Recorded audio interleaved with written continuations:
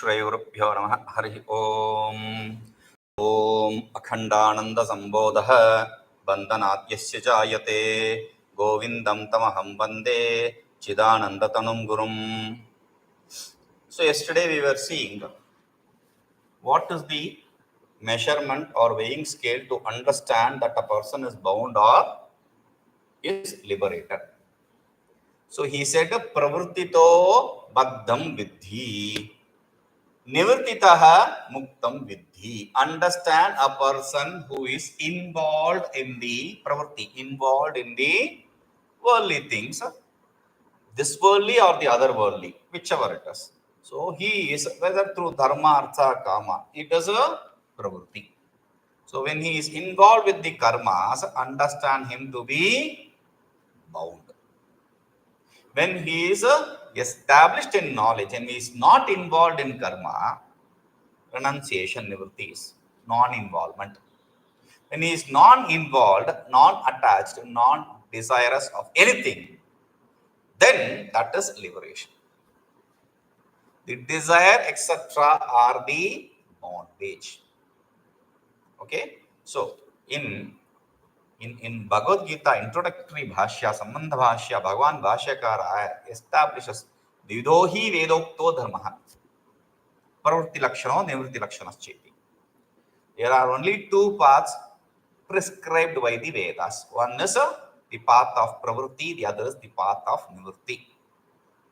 Now, what we are talking about is not the path of Pravritti or the path of Nivritti. Path of Pravritti and path of Nivritti is the path of Pravritti, Dharma, Artha, Kama, Moksha. Path of Nivritti is the path of Pravritti is Dharma, Artha, Kama. Path of Nivritti is Moksha. That is path. We are not talking about the path. We are talking about, like let me say, this road which is in front of the ashram, it is a Chennai road, let us say, Chennai road. It goes to Chennai, therefore Chennai road. Does that mean if I go on that road, if I go and stand on that road, I have reached Chennai? No.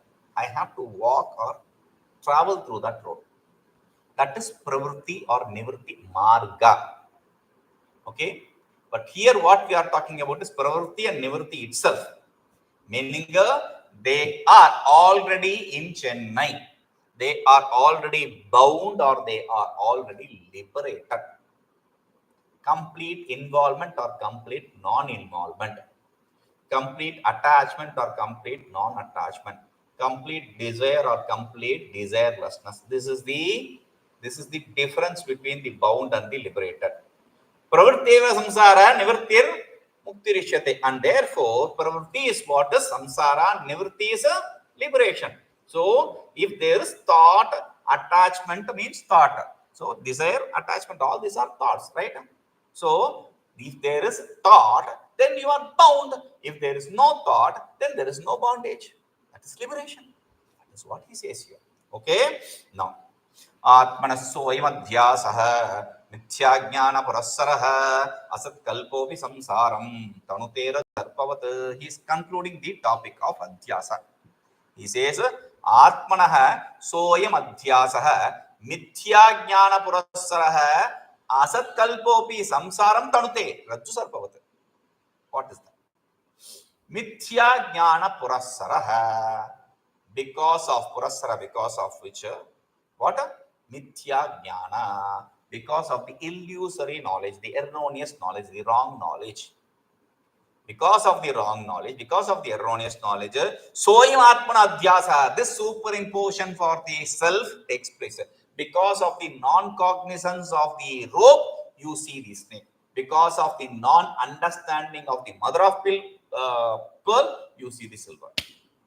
Similarly, because of not understanding the substratum, you see the superimposition. So, the superimposition is because of the erroneous knowledge. Okay? Now, this is why we set the beautiful example, Vishwam Darpana Drishyamana Nagarim. It is like the nagar, the city seen inside the mirror.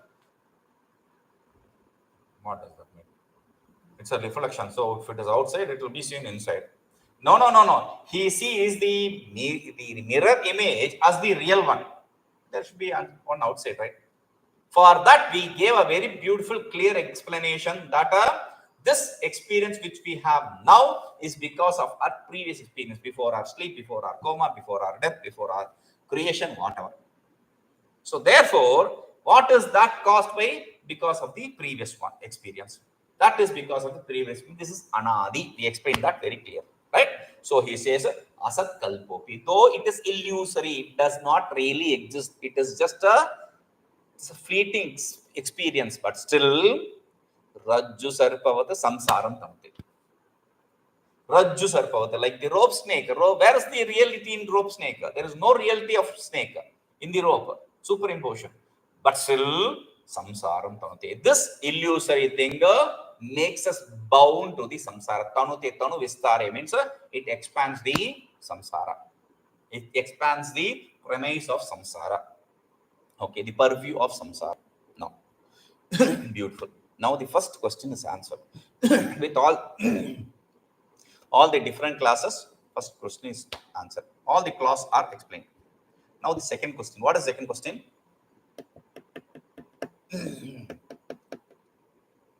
Embodiment. The second question is regarding the embodiment. If Ishvara is also embodied and Jiva is also embodied, why is Ishvara not bound, only Jiva bound? That is the question. Right? So he is asking, he is answering that question. Upādhiyogasāmye'pi jīvavatparamātmanaḥ upādhibhedānno bandho tatkāryamapi kiñcana. Upādhiyogasāmye'pi jīvavatparamātmanaḥ upādhibhedānno bandho tatkāryamapi kiñcana. Upādhiyogasāmye'pi. So he says, jīvavatparamātmanaḥ upādhiyogasāmye'pi. Jīvavat, like the Jiva, Paramatmana, Paramatma, Parameshvara, Ishvara, all that refers to the God. Okay, Ishvara. Now, though Upadhi Yoga, the association, yoga association with the embodiment, Samye'pi is same. I am also embodied, Jiva is also embodied, Ishvara is also embodied. So, there is a similarity in the embodiment association. Still, upādhibhedāt, because of the difference in the kind of embodiment. What does that mean? Okay, the simple example is like a shirt which you buy on the street and a shirt which you buy in a mall, a Zara or something, a branded company. Though they are both made of cotton, there is a difference, there is a finesse. Right? Sometimes the road one probably is good enough, but still I'm saying. Or a beautiful example for understanding this, which was a question put to me by my disciple, the old one ex-disciple, should I say ex-disciple, late disciple. He is no more. So, late disciple. Okay. So this disciple, he came to me once and he asked me a question. He was looking like that. I said, if we have to understand, if he is looking like that, he is in deep thought. I know all these tricks. So I said, okay, what's that now? See, I have a doubt. I said, okay, I'm ready here. Shoot.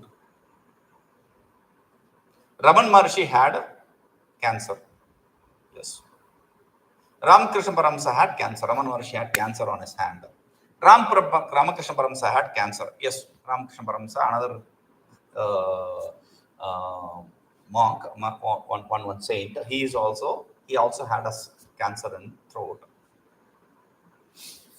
Then he referred to two, three names. He had cancer. That person had cancer. I said, okay. So what is the question or doubt?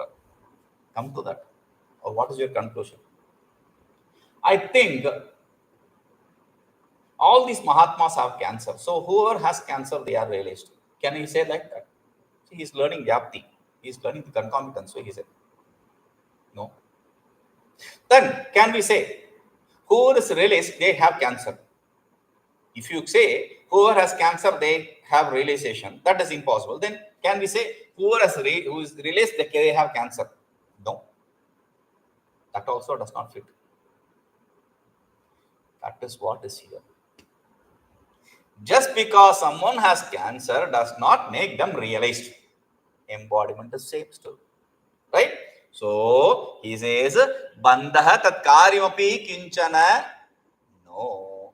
Whether it is bondage or its effect, not even an iota is associated with them. No, definitely nothing exists in them.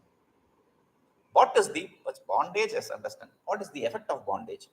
Effect of bondage in the final state is the birth, death, etc. That is what we saw. Now he is explaining that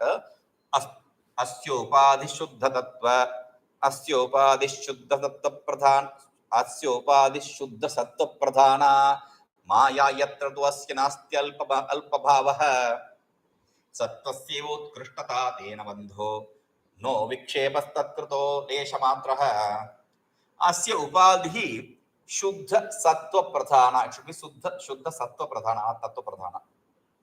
śuddhasattvapradhānā māyā yatra tu asya nāstyalpabhāvaḥ sattvasyaivotkṛṣṭatā tena bandho no vikṣepastatkṛto leśamātraḥ. Asya upādhiः, asya ishvarasya. For this Ishvara, the embodiment, upādhi. What is that? Māyā. We already know. For the Jiva, the embodiment is avidya. For the Ishvara, the embodiment is Māyā. And we also said there is no difference between Māyā and avidya. Then, what is the difference? Why is he liberated and I am bound? That is the question. So he says that Māyā is a śuddhasattvapradhānā. It has a predominance of a sattva guna. Whereas the avidya is a malina sattva-pradhāna. Sometimes not even malina, very malina. Meaning the sattva is a very abmissile. It's just for namesake. That is the issue. That is the problem for us. That is why ask people to do as much as japa, as much as sadhana for gaining. To gain the sattva, we prescribe these sadhanas. Okay? Now, śuddhasattvapradhānā. He has the predominance of sattva guna. That means there is a small part, even if 99.99, I already said that if sattva guna is there, then rajoguna, tamoguna needs to be there. Definitely, there is no choice there.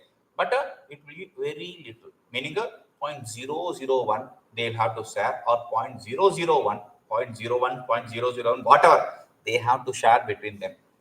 Sattva, rajoguna and tamoguna. Definitely, there is no choice there. Now they are still there, so they have to do. They will do something, right? They will be mischievous, right? So he says, "Yatra tu asyalpabhāvaḥ nāsti," and definitely tu niścayarupena, definitely yatra asyalpabhāvaḥ nāsti. Because of this Māyā, he does not have alpabhava, any limitations. Any kind of limitation, whether it is knowledge, whether it is the ichcha or kriya. We saw when with reference to any activity, we have to have these three. So there is no limitation in anything. Okay? Now, sattvasyaivotkṛṣṭatā, and this is because of the superiority of sattva guna. Tena, and because of this superiority of sattva guna, bandhastatkārta vikṣepaha leśamātraḥ. Bondage or its effect, you wanted to know. That he says, bondage or its effect, which is a vikṣepa. Even an iota, leśamātraḥ means even an iota, even a little bit. Even for namesake, it doesn't exist. Okay? Now, sarvajño'pratibaddhabodhavibhavastenaiva svayaṃ māyāṃ svaṃavalambya niścalatayā svacchandavṛttiḥ prabhuḥ srishti-sthitya-dana pravesha-yamana vyāpāramātrechaya kurvankrīḍati tadrajastam ubhe saṃstabhya shaktya svaya sarvajño apratibaddhabodhavibhavaḥ tena eva devaḥ svayaṃ māyāṃ svaṃavalambya niścalatayā svacchandavṛttiḥ prabhuḥ. srishti, sthiti, adana, pravesha, yamana, vyaparam, atra ichchaya kurvankrīḍati. Tad rajastamaha ubhe sanstabhya shaktya svaya. Svacchandavṛttiḥ. Svacchandavṛttiḥ means a complete freedom. He is completely free without any kind of a bondage, without any kind of a control. Completely free, whatever he desires. Swachanda means as he desires. Swachanda, chanda here means desire. As he desires. Prabhuḥ, this Lord, Prabhuḥ, the Lord, devaḥ, Deva also is Lord, right? Prabhuḥ, the Lord, devaḥ, Div prakashana is the root word. From that you have this word deva, Dio.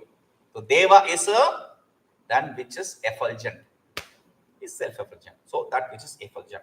And tena sarvajñah, and because of that, he is sarvajña. Now we have to understand it in a different order, because for any kind of gain, we have seen three stages. One is a knowledge, jnana, desire, ichcha, pravritti, involvement or action. So we have to have these three: knowledge, desire, and activity. Now he says sarvajñah, he is complete knowledgeable.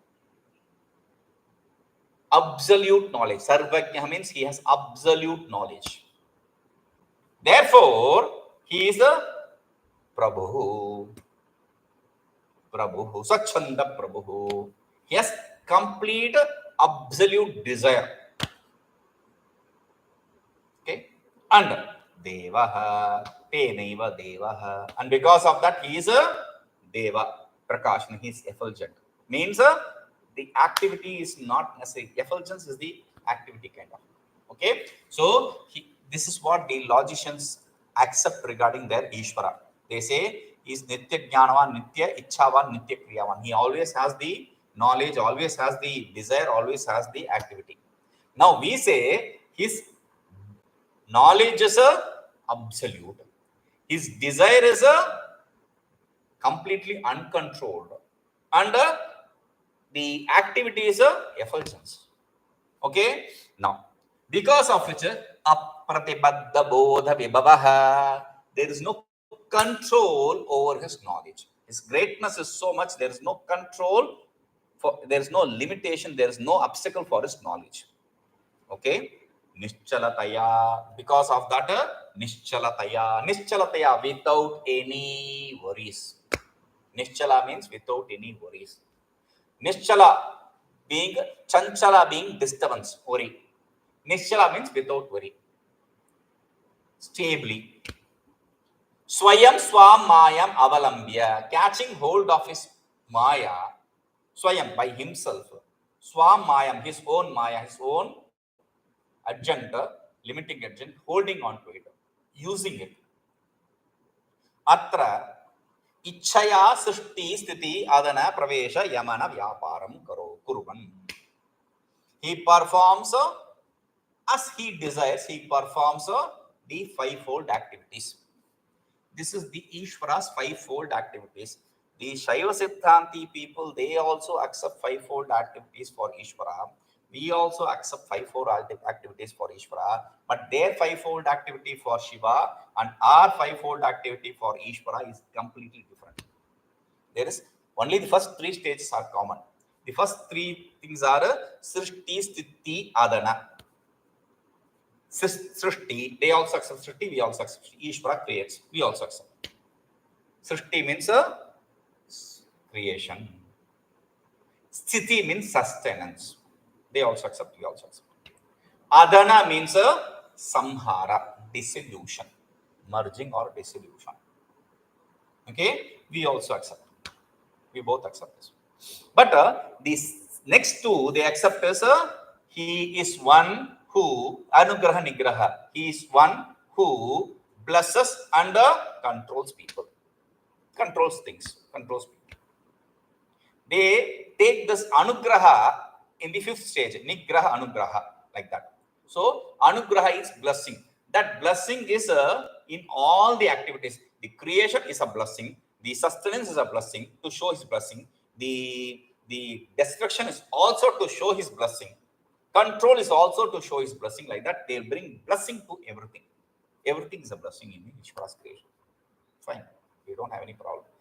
Does that mean? But you say we are different. We are different because we are not accepting a form of Ishvara. Therefore, we have to be different. This is how the Vedanta differs. He says the fourth and fifth is pravesha yamana vyaparam. Pravesha tat srishtva tadevanupravishat. He creates and he does not stay put there in the seventh heaven and controls things. He enters by himself. Whatever he created, he exists in all the creation. The problem is we don't understand, recognize that Ishvara in us. Pravesha Yamana, and he controls all that from inside for good or bad. Okay? No. Kurvan, doing this five-fold activities, swaya shaktya tad rajastamaha ubhe saṃsāraṃ. By his power, this small rajo and guna, tamaguna, they will do some mischief. We said, right? So, by his power, swaya shaktya, by his own power, ubhe rajo rajas tamogune, both this rajo and tamoguna, ubhe rajas tamaha, both these rajo and tamoguna, saṃsāraṃ, controlling it. He is putting them under his feet and controlling it completely. Controlling it, kṛīḍati, he plays. This is the beauty.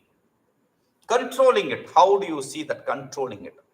See, in the sake of in people say if this is how beautiful it is, then if he is so independent for everything, anugraha.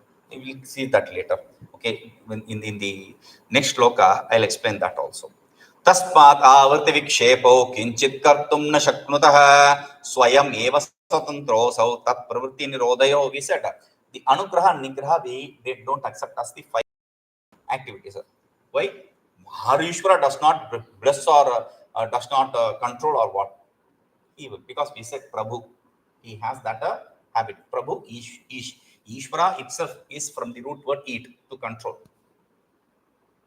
to rule. So, he has the capability of ruling and guiding us, blessing us. The difference is, tasmad avrti vikṣepo kiñcit kartum na shaknutah swayameva svatantrah asau tat pravritti nirodhayoh. Tasmad, therefore, avrti vikṣepo, this avarana and vikṣepa, this power of wheeling and the power of projection, kiñcit na kartum shaknutah, they cannot do anything to him. He is independent of all this. They cannot control him. The power which he wields, the power which he uses, wields, W-E-I-L-D, not V-E-I-L.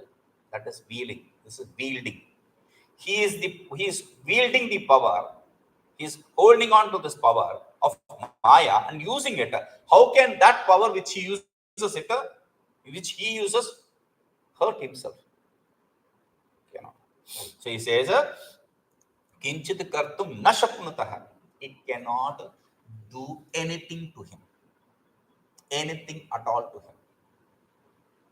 Tat pravritti nirodhayoh asau swayameva svatantrah. Tat pravritti nirodhayoh. Tad avarti vikṣepo. To put this avarti and vikṣepa in act or to control it, he is completely independent. Meaning we can hold on to Ishvara and pray, by which that is the extended version of, we are not talking about bhakti. We say to gain the chitta shuddhi and all. We'll understand this later, but still, by his grace, by holding on to his feet, we'll gain the knowledge. Because he has the independence to remove the ignorance, right? That's what it says. Then why should Ishvara keep us in bondage? You should have to liberate us. Get that liberation over. That does not happen. Though he has the power, he does not do that. Why? He is a sadist. He wants to look at you and see that fellow, he is born. This fellow is born also. He is not a sadist also. Then why? Because He wants you to work a little bit. This is what is said in the Vishnu Purana, etc. That if you take one step towards Ishvara will stay the rest of 99 steps. But the biggest difficulty is we don't even turn towards him, leave alone taking the first step. The biggest problem is we are so much attracted to this falsity, this ego trip, because of which we are attracted to the world. We don't even want to accept this existence. So he says, then what is that? See, he has power. Yes, that tamoguna and rajoguna not do nothing. This is what in many of the Indian gods we can see, especially in Dakshinamurti. Dakshinamurti sitting happily, and under his feet there is a small baby. That's not a small baby. It has a big mustache, but it's a small dwarf. Okay, it's a demon, and that demon king is put under his feet, and he's not pressing it. If you see, there is an angle in his ankle. He is not even pressing it. He is just keeping it so that it is not even paining, that kind of without effort. That's the idea. Without effort, he is keeping it there. What is that? The demon can have different names, but here that is the rajoguna and tamoguna. He is keeping it under his feet because he is śuddhasattvapradhānā. He is a sattvaguna predominant. How do you know that? See, in one hand he has fire. Fire is knowledge. Dear fire, which is knowledge. In another hand he has the japamala, the beads, rosary. That is also knowledge. And in another hand, he has the book, knowledge. And with another hand, he is blessing you with chin mudra. The abhay mudra is chin mudra here, which is knowledge also. So, the whole form of Dakshinamurti is of the nature of knowledge. And under his feet is this rajoguna and tamoguna. Without effort, he is sitting there. So he says, tat pravritti nirodhayo aso swayameva shaktah. So he is capable of doing that. But why he is not doing that? He wants you to take the first step. How do you know this? It is established in the Shruti itself. We are not just bringing the Smriti to prove something. It is established in the Shruti. What is said in the Shruti? We will see. Om Purnamadah Purnamidam Purnat Purnamudachyate Purnasya Purnamādāya Purnamevavashishyate. Om Shanti Shanti Shanti.